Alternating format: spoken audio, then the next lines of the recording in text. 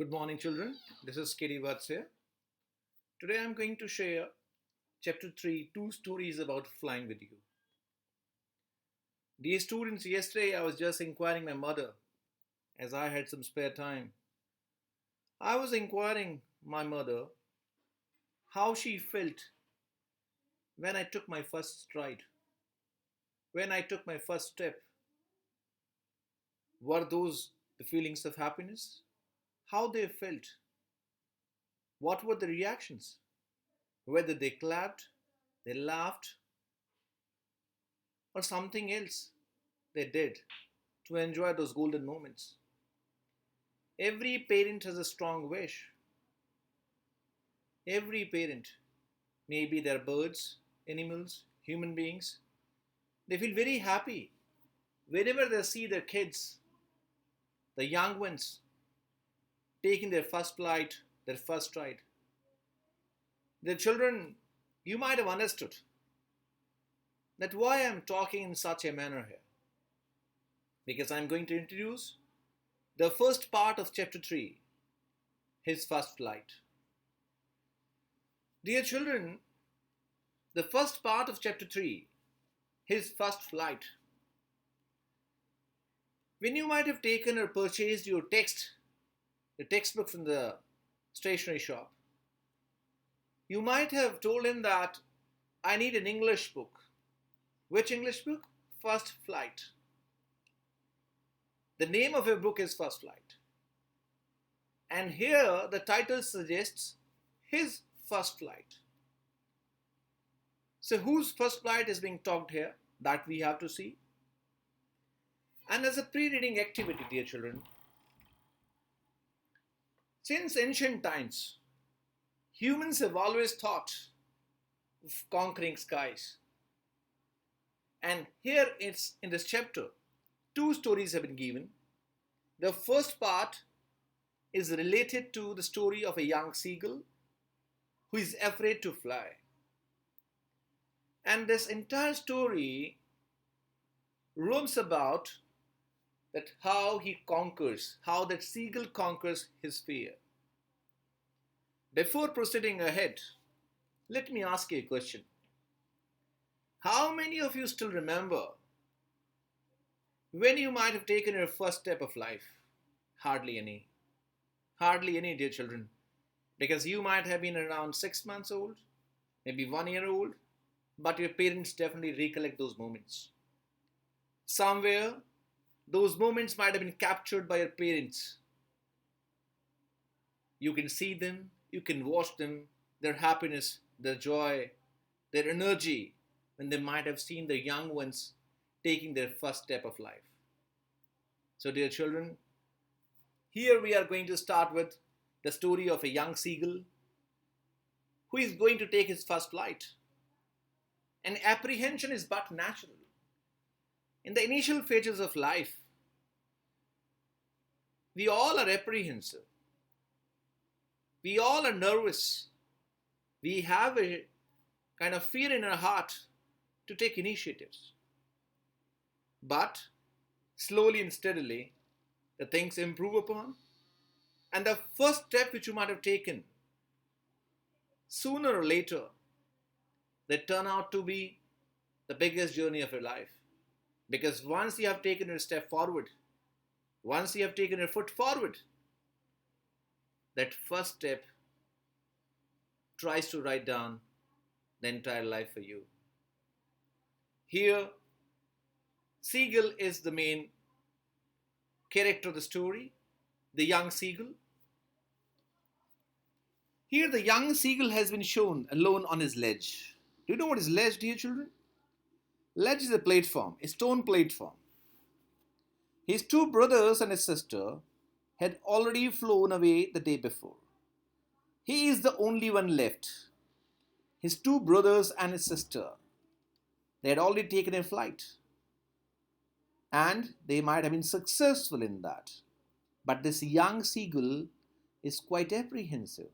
The seagull is there on the ledge, waiting for his turn. He had been afraid to fly with them. He was a bit afraid to fly. Somehow, When he had taken a little run forward to the brink of the ledge and attempted to flap his wings, he became afraid. No doubt, he was trying. He was doing his efforts.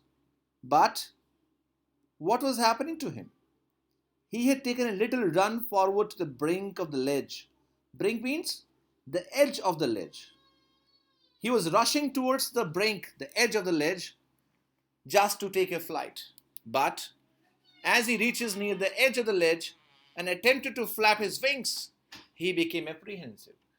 He became afraid. His wings did not support him. The great expanse of sea. And why he was apprehensive? The great expanse of sea. The widespread sea in front of him. Stretched down beneath, and it was such a long way down. It was too huge, it was too big. You cannot see the next bank of that sea. Miles down, miles down. It was a long journey. He felt certain that his wings would never support him. He was having that fear in his mind that his wings would never support him. This is one such fear which is always in the mind of a young one, which is always in the mind of a child, whether he is learning how to walk, when he learns how to read, how to write. This is the apprehension they have in their mind, that their wings, their tongue, they will not support them. So he bent his head and ran away back to the little hole under the ledge where he slept at night. And due to fear, he bent his head. He felt nervous. He felt sad because the rest of his family members, they had taken a flight. He was the only one left there, and he ran away back to the little hole under the ledge. Even when each of his brothers and his little sister, whose wings were far shorter than his own. And what he said, even his brothers and his little sister, whose wings were far shorter than his own, ran to the brink, flapped their wings, and flew away. It was more ridiculous for him. Even the younger sister, the little sister, whose wings were shorter than him, she had taken a flight. And it was a challenge for him, dear children, to fly. But he failed to muster up courage. He was not able to gather that courage to take that plunge which appeared to him so desperate. He wanted to take a plunge. He wanted to jump in the air, to fly, to flap his wings. But he was desperate to fly. But it appeared quite fearful for him. His father and mother had come around, calling to him shrilly. Father and mother, the role of parents. They were coming time and again to the young seagull, calling him shrilly, upbraiding him, motivating him, threatening even threatened also to let him starve on his legs. And how he was threatened? That they will not serve him any food unless and until he will not take a flight, unless he flew away. But the life of him, he could not move. Dear children, it's very difficult. The first step is always very difficult. You might be recollecting your young days when you might have been sent to school. Just remember that first day. Many of you might have been crying. Tears might be rolling down your cheeks. And the teacher might be soothing you, might be pacifying you. But still you are insisting, no, I will not go to school. Why? Because that was the first step of your life, the learning step. So dear children, initial phases are always very apprehensive. So for the life of him, he could not move. That was 24 hours ago. Since then, nobody had come near him. The parents were adamant too. They were strict too. They were of the opinion that unless and until you will not take the flight, we will not come near you. And how much time was spent? 24 hours, dear children, 24 hours. It was a huge span of time without any food. The day before, all day long, he had watched his parents flying about with his brothers and sisters. And the day before, on the previous day, the entire day, the whole day, he was watching his parents flying about with his brothers, sister, perfecting them in the art of flight. And what the parents are doing? They're perfecting their art of flight, teaching them the nuances. Nuances is the basics, teaching them how to skim the waves and how to dive for fish. The art of flying, the art of skimming on the waves, and the art of diving for the fish was being taught to them. This is the duty of the parents because they are the first teachers.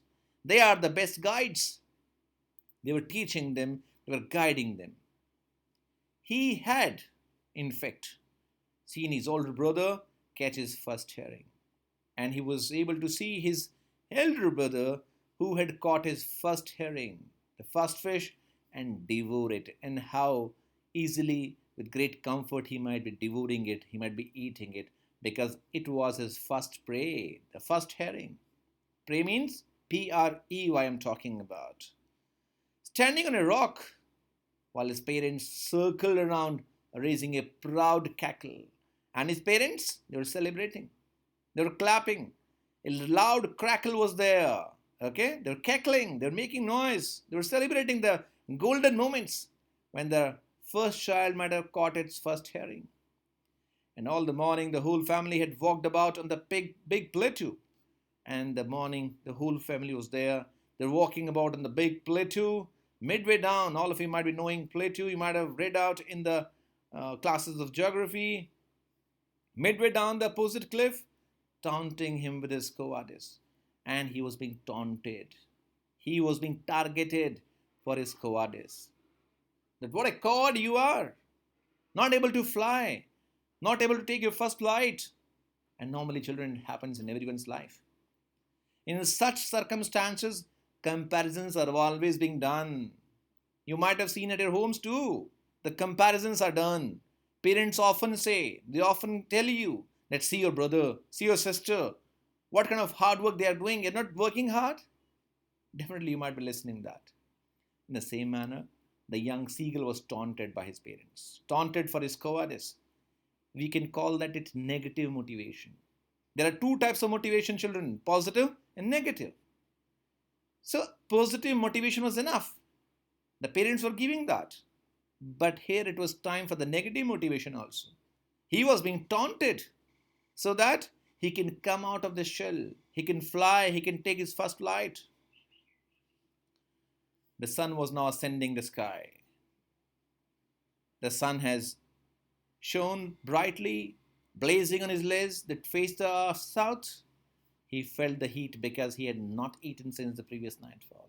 And he was feeling the heat of the ledge because he had not eaten anything since the previous nightfall. The last night he had not taken anything. He stepped slowly out to the brink of the ledge and standing on one leg with the other leg hidden under his wing, he closed one eye, then the other and pretended to be falling asleep. And dear children, while reading this statement, I recollect an incident. While in my young days, when I was graduating, I was learning swimming. So whenever I go to the swimming pool, a child used to come over there. I was also a new learner. Same was the case with the child. And whenever the coaches, they were asking the child to jump in the water, he was not jumping.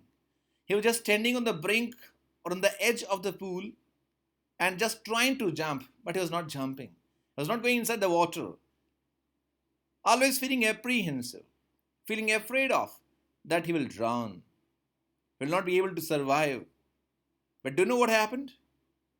Forcefully, somehow, he was prompted to jump. Because unless and until you are not able to jump in water, you cannot learn swimming. Same is the case here also. Unless and until the young seagull is not going to jump in the air, the young seagull will never learn how to fly. But as I've told you, the early apprehensions are always there. And we have to overcome that apprehension, that nervousness, that initial fear. So he stepped slowly out to the brink of the ledge and standing on one leg with the other leg hidden under his wing. He closed one eye. He was trying his level best. Closed one eye, then the other, and pretended to be falling asleep. And he was pretending to be falling asleep, as if he had fallen asleep. Still, they took no notice of him. The parents, they were parents. They understood all the pranks of this young seagull, and they did not notice that. He saw his two brothers and his sister lying on the plateau dozing. He was noticing his two brothers and sisters. They were lying on the plateau, dozing with their heads sunk into the necks. His father was preening the feathers. Preening, the meaning has been given in your textbook. The father was preening the feathers on his white back, who is correcting them. Only his mother was looking at him. The father was strict, disciplined. But what about the mother? The mothers are always caring. They're kind.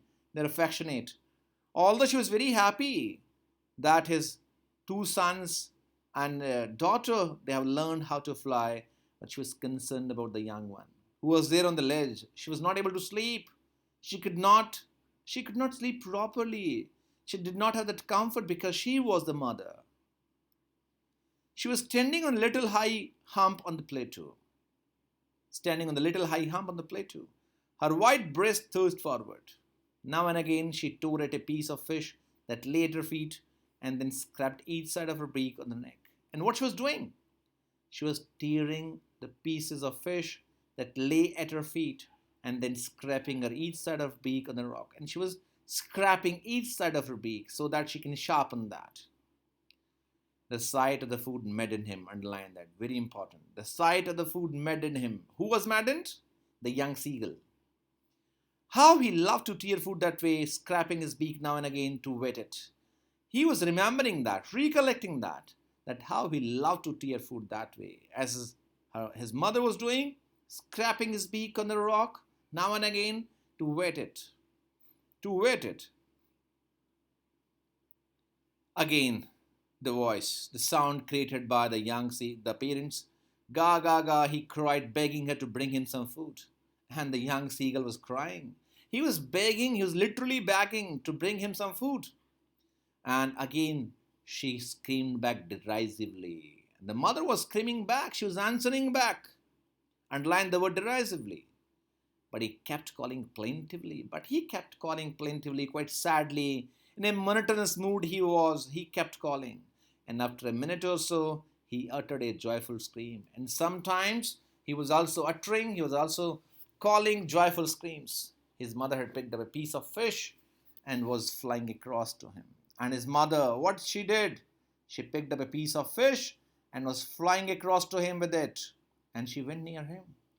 He leaned out eagerly. He was very eager because he was hungry. Because he had not eaten food for the last 24 hours. Tapping the rock with his feet. He was eager. Tapping the rock with his feet.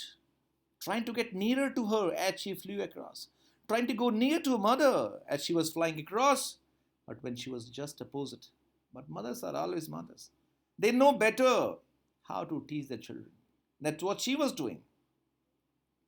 She was just opposite to him. She halted. What a clever mother she was.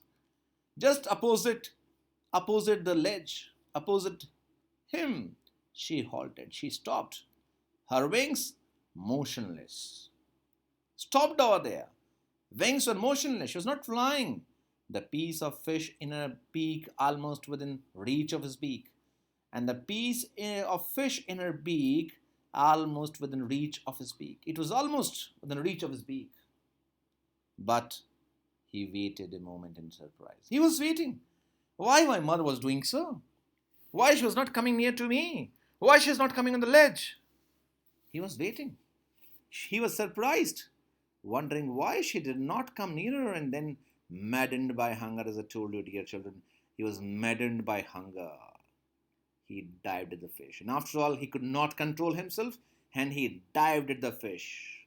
He dived at the fish. So the fish which the mother was carrying in her beak was tantalizing him, attracting him. With a loud scream, he fell outwards. And with a loud scream, he fell outwards. As he jumped at food, he screamed. and downwards into space. And when downwards into space, then a monstrous terror seized him. Underline that. Then a monstrous terror seized him. Then, dear children, as I've told you earlier, that this was his first flight, the terror definitely had to be there. So the terror seized him and his heart stood still. And his heart stopped for a second. He could hear nothing. He could hear nothing. But it only lasted a minute. But these were the initial moments only. They lasted for a minute. The next moment he felt his wings spread outwards. And the very next moment he felt his wings, they were spreading outwards. They came out. The wind rushed against his breast, feathers then under his stomach and against his wings. And the wind was just rushing towards him. He could feel the tips of his wings cutting through the air. And he could feel the tips of his wings. The tips of his wings, they were cutting through the air, passing through that. He was not falling headlong now. And he was not going down now. He was not falling anymore. He was soaring gradually downwards and outwards. Now he was soaring gradually. He was flying downwards and outwards. It was his first flight. And he was no longer afraid. Underline that. This is the beauty of the story. He was no longer afraid because he had already plunged into air. He had already taken his first flight. That's why he was no longer afraid. He just felt a bit dizzy. He was feeling a bit dizzy because he was hungry. Then he flapped his wings once and he soared upwards. Again, screaming, calling names, and his mother soared past him. His mother was there, swooping past him, supporting him, her wings making a loud noise. He answered her with another scream. Then his father flew over him screaming. The father also came. He was also screaming. He saw his two brothers and his sister flying around him, curveting and banking and soaring and diving, and the entire family was there. It was a celebration time. They were celebrating the moments of the young seagull's first flight. The mother, the father, brother, sister, all were there. They were curveting, they were banking, they were soaring, they were diving, they were screaming. They were enjoying those moments, those golden moments. Then he completely forgot that he had not always been able to fly. And for a few seconds, he completely forgot that he had not always been able to fly. He forgot all those moments of his failure and commended himself to dive and soar and curve, shrieking surely. And now, the fear was no more. He was diving, soaring, curving, and shrieking shrilly. He was near the sea now, flying straight over it, facing straight out of the ocean. And what was the next thing? He was near the sea now, flying straight over it, facing straight out of the ocean. He saw a vast green sea beneath him. He was able to notice a vast green sea beneath him, with little ridges moving over it. And he turned his beak sideways and cawed amusedly. And with great amusement, with great happiness, he was cawing, he was making voices. His parents and his brothers and sister had landed on the green flooring ahead of him. All of them had landed already. They were beckoning to him, calling surely. They were beckoning him, they were calling him, supporting him. He drooped his legs to stand on the green sea. His legs sank into it. He did not have that idea that he will not sink. But initially, his legs sank into it. He screamed. He screamed with fright. He screamed with fright and attempted to rise again, flapping his wings. But he was tired. Dear children, he was tired and weak with hunger, and he could not rise, exhausted by the strange exercise. He was completely tired, dear children. He was feeling weak with hunger, and he could not rise. He could not get up. He was completely exhausted by the strange exercise. His feet sank into the green sea, and then his belly touched it, and he sank no further. His feet sank into the green sea for the very first time, but then his belly touched it. His belly touched it, and he sank no further. He was floating on it, and around him, his family was screaming, praising him, and their beaks were offering him scraps of dogfish. And the entire family, they came together, they were offering him pieces of dogfish. They were celebrating those golden moments of life. That's how the young seagull had made his first flight, dear children. It was the first flight which he made. Although the nervousness was there in the beginning, but later on he was able to overcome that, overpower that. That's how life is all about, dear children. This young seagull is teaching us a lesson. He's giving us a message that the initial phases are always quite tricky, quite risky, quite challenging. But you have to be ready for that. We need to learn this lesson from the young seagull, this message from the young seagull, that yes, we have to be a bit nervous in the beginning. But unless and until we will not try, we will not plunge, we will not learn. So may I request you all to plunge into it, to learn more, to be ready to gain more knowledge from these chapters. I hope you would love this video, will understand this entire chapter. With these words, I like to end my video. Goodbye. Have a nice day. Thank you very much.